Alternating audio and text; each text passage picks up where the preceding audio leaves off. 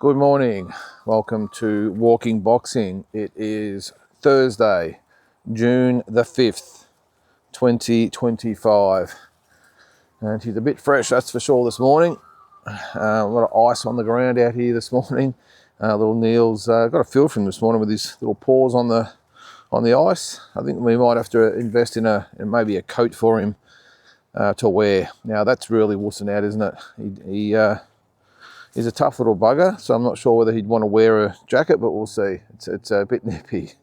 All right, on this day, actually on this day, yesterday's version, just a little bit of clarification. A few people pointed out with the Kambosos and the Zoo Hatton fight that I went over that the dates might have been a little bit wrong. Now, sometimes when I'm looking at these sites and it comes up, it's American dates, so we have it in Australia. So for instance, the Kambosos and Haney fight was actually June the 5th in America, June the 4th in Australia.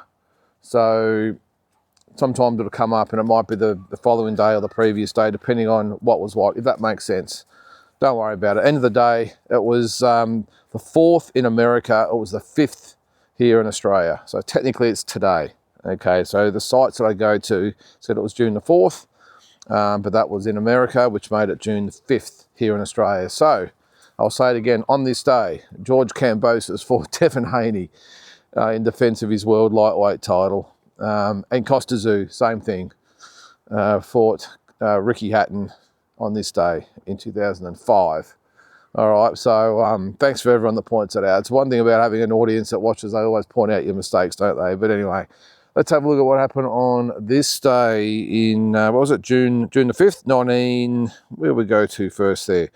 1989, Mexico's Gilberto Roman defended his world super flyweight title with a win over Puerto Rico's Juan Carrasco on points. That was in Inglewood, California.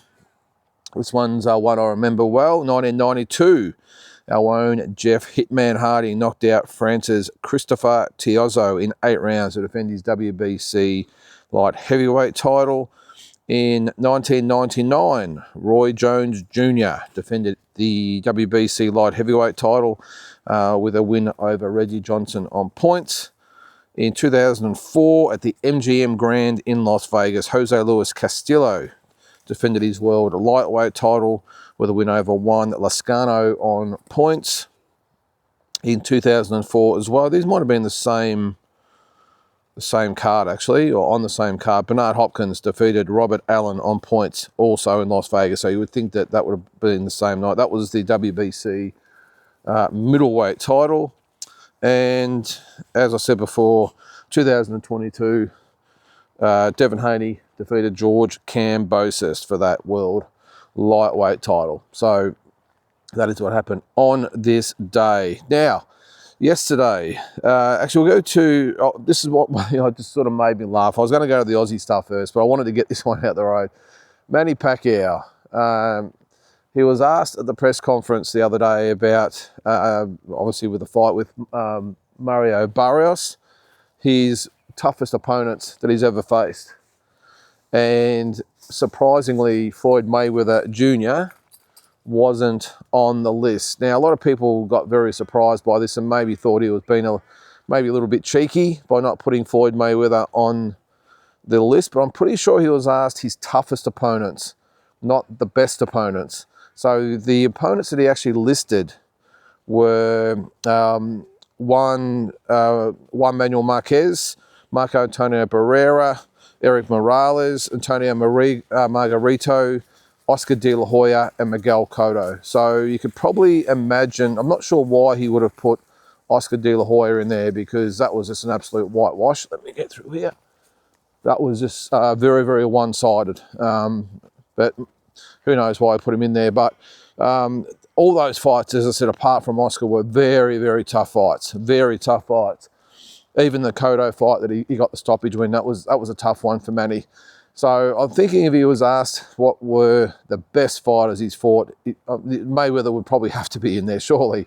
But I think his reasoning behind it was that Floyd, in Manny's eyes, didn't really come to fight. He came to just move and run and box and everything else, which is why he wasn't on the list. So it probably does make sense when you think about it, doesn't it? That, again, asked the toughest fights of his career, they were brutal fights. Morales obviously beat him. Barrera gave him a great fight. Cotto gave him a great fight. Margarito gave him a tough fight for different reasons, not necessarily as far as being in the fight and winning rounds and matching Manny for his skill set. It was more so the size of Margarito. That fight was at 154. Actually, I think they might have fought it at 150 from memory. I can't remember, or 152 or something like that. But either way, it was the heaviest that Manny's ever fought at, and I think the size difference from Margarito really took its toll. And it's probably one thing going up in weight and fighting someone that's maybe not aggressive and strong and hard punching like a Margarito. If you fight someone that's maybe slick and you don't have to exert too much energy with as far as strength for strength goes, but that was a tough one. I remember that for Manny. I mean, he pretty much won every round and really carved Margarito up, but that was a tough fight. Manny got out of that. You could just see that size difference. And are we going to get it this time? I know this is at 147, but geez, Barrio looks big, doesn't he? What's he going to weigh on fight night? The other day, it looked like he was about 3 or 4 inches taller and just bigger all round. So I'm sure in fight night it'll sort itself out, and I don't think Manny will be scared at all because he's obviously fought those types of guys in the past. So I don't think Mario Barrios is going to sort of worry him too much that way. But that was what Manny said as far as his top. I think it was supposed to be 5, but it was actually 6 opponents listed there. So let's see if Floyd maybe takes the bait and comes back at Manny. Who knows? There has been talks that maybe if Manny gets through this fight, there will be a Mayweather Pacquiao 2. Yeah, who knows? And to be honest with you, I think if they fought again, it'd be exactly the same as the first one. I think it was that conclusive, the first fight, that Manny's, he's not getting near Floyd Mayweather. Just simple as that. And Floyd's actually been active, as we know, as well, and even just with those exhibitions. So that was what he said. Now, onto the Aussie scene. Now, could we be seeing, or about, well, maybe in the year, to see Sam Goodman get his crack at Naoya Inoue? Now, you might be thinking, what are you talking about? Naoya Inoue's next few fights have been planned out. He's going to fight, who's he fighting next? Who is he fighting next? MJ, is it? September. So he's fighting, that was a plan to fight MJ in September. Then it was going to be Nick Ball at the end of the year, and then Nakatani in 2026, in May, I think May 2026, or earlier than that maybe, who knows. But the word is that they're having a few doubts about Naoya Inoue moving up now and then being able to come back to 122 to fight Nakatani, even though there has also been talks to say that, or rumours that Nakatani would move up to 126 and fight Inoue. But there has been some word out that what might happen is that, this is coming directly from Inoue's camp, so you think it would be believable. I think it might even been his father might have actually said it, that they might look at keeping him at 122, and then once Nakatani fight's over, go up to 126. So what that would mean is he would fight MJ in September, then he would look at maybe a Sam Goodman or Alan Picasso at the end of the year in December. Then he would fight Nakatani early in, May 2026, whatever it is. Then after that, he would go up to featherweight and fight whoever's the champion there, whether it's Nick Ball or whoever it might be. So that could open the door slightly for Sam Goodman. You just don't know. You just don't know. You've got to be in the right position at the right time. You've got to be active. You've got to be ready. And that could happen. And it does seem feasible. That Inoue is not a big guy, so to maybe go up in weight and then come back down and then maybe back up again, it's just not good business when you're playing with your body that way. So it does make sense. So could it be MJ September, Sam Goodman in December, and then Nakatani in, I'm pretty sure they said May, but it's not like him to be out of the ring for 5 or 6 months. So you never know. But either way, Nakatani and then move up in 2026. Now, Nick Ball obviously wants that fight now. Big money, big stakes. You got Jesse Rodriguez also said he'd love to fight Inoue in Japan. So that again, throws up whether Inawa should be moving up so quickly. And not just to mention, I think at the moment, the Nick Ball fight, I mean, that's a tough fight. I mean, I think he should beat Nick Ball, but he's a tough guy. Very, very strong at the weight. And Inawa is not a big 122 pounder, let alone a 126 pounder. So some decisions have to be made there. But as I said with Sam Goodman, he might have one more fight, just another tune-up, and who knows, he could get that fight at the end of the year. Or maybe he plays it safe and just stays out of the ring until the end of the year. No use sort of playing with fire as far as his eyes goes. When did he fight? About a month ago, wasn't it? So a bit longer maybe, whatever, but about a month. So probably no big thing if he's going to hang around till December. Just look after those eyes, maybe get some procedures done to clean the scar tissue out, whatever it might be, and then be ready to go in December. We'll see. Well, it's a little bit of a snippet. It's nothing. Come here, Neil. Come here, buddy. We'll get you. It's just wandering on someone's property there. Come here, man. Come here. Get off there, you little bugger. You know better than that. It was a bit of, yes, that's why you're not going on that property. A little bit of a snippet from Mick Francis. He sort of let it drop in one of his press conferences in the last couple of days that could we see, in his opinion, the biggest Aussie fight in history being Japai against Justice Huni. Ooh, now on paper and in theory, what a fight that would be. They are stablemates, of course, but that doesn't mean a lot when there's big money at stake. Now, if Justice beats Wardley this week and maybe, he progresses up the heavyweight ranks, maybe even gets a shot at the heavyweight title, maybe wins the heavyweight title, who knows? Then you got Japai looking to move up probably in the next sort of 12 to 18 months. Could those two be on a collision course for a super fight in Australia? Now, I do agree with Mick that probably as far as relevance goes, it would be the biggest Australian fight of all time. It would. As far as just the overall significance goes, I still don't think, if I'm being honest, it comes anywhere near Mundine Green. I don't think any fight ever will, if I'm being honest. We've talked about Zoo and Zarafa and all this sort of stuff. That would never come close to this, I don't think. As far as, look, they might outsell it as far as numbers goes because of inflation and all that sort of stuff and pay-per-views and all that sort of stuff they put in. But I still don't think any fight's going to get near that. Now, it's an interesting one too because they're both, Jai and Justice, of course, are both Pacific Islanders. There's a lot of respect there normally Pacific Islander fighters don't necessarily like to fight each other. They have so much respect for each other, especially these two being stablemates. So we'll see what happens there. But when there's big money at stake, well, as I said, that can change everything. But who would you pick in that?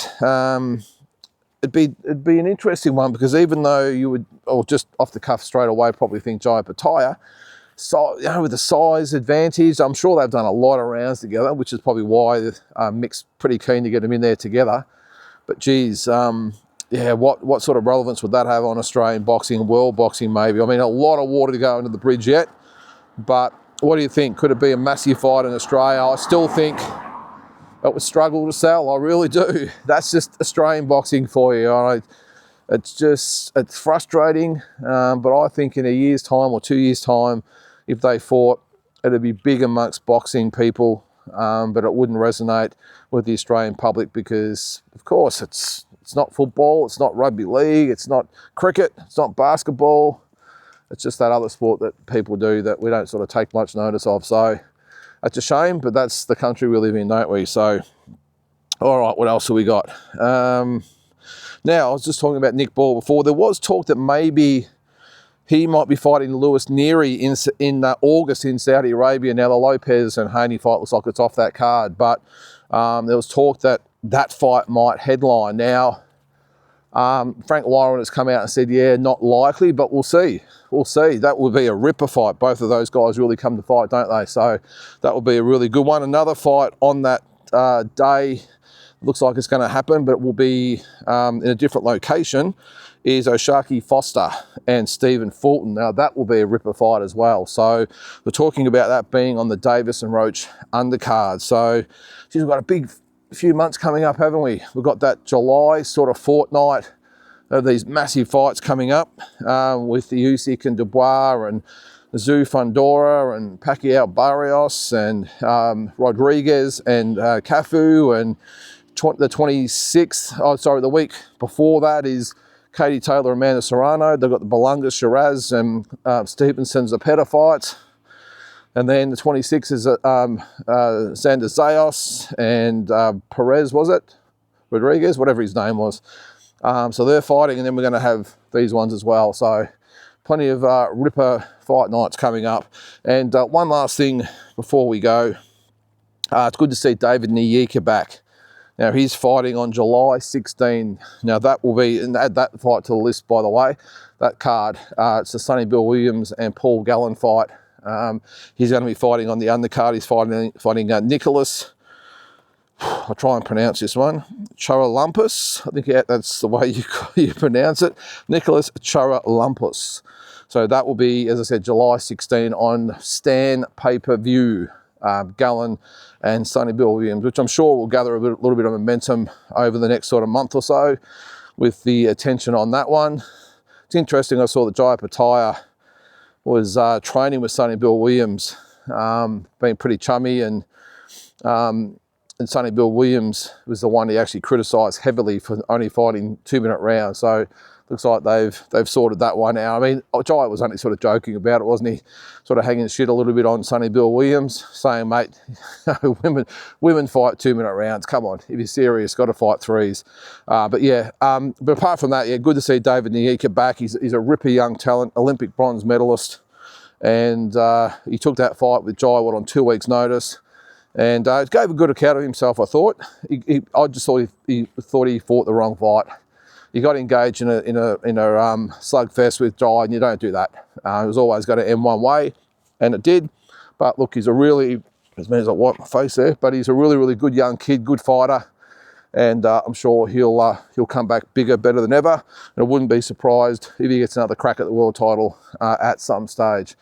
All right, guys, well, that's going to do it for today on this chilly Thursday.